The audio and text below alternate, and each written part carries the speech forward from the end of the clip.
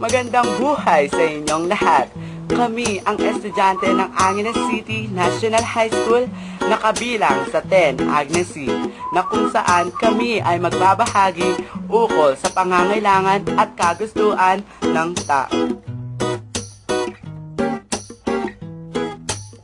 Ano ang pangangailangan? Ang pangangailangan, needs, na kung saan ito ay kailangan tugunan pagkat dito nakasalalay ang buhay ng tao, tulad na lamang ng damit, pagkain, o ba?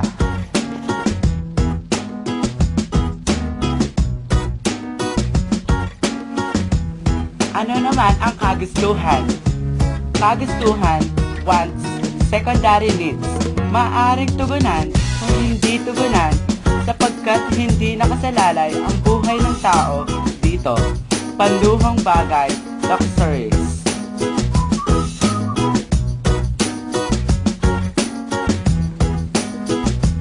Teorya ng pangangailangan ayon kay Abraham Maslow.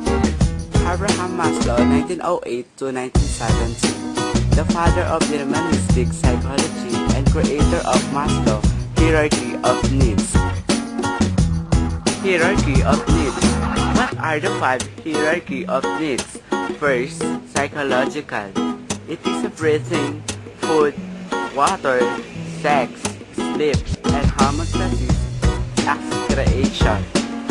Second, safety, security of body, employment, resources, morality, the family, health, and property. Third, love belonging needs. It is friendship, family, and sexual intimacy. Fourth, esteem needs. Self-esteem, confidence, achievement, respect of others, respect by others.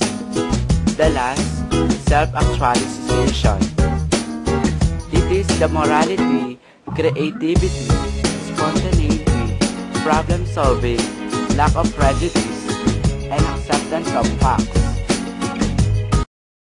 Dito nagtatapos ang aming pag-uulat mula sa pangangailangan at kagustuhan ng isang tao.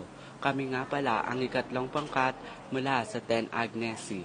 Ako nga pala si Jerome Goson at siya si JC Licuanan, Angelica Duana, Jen Pauline de Guzman at si Gambol Jason.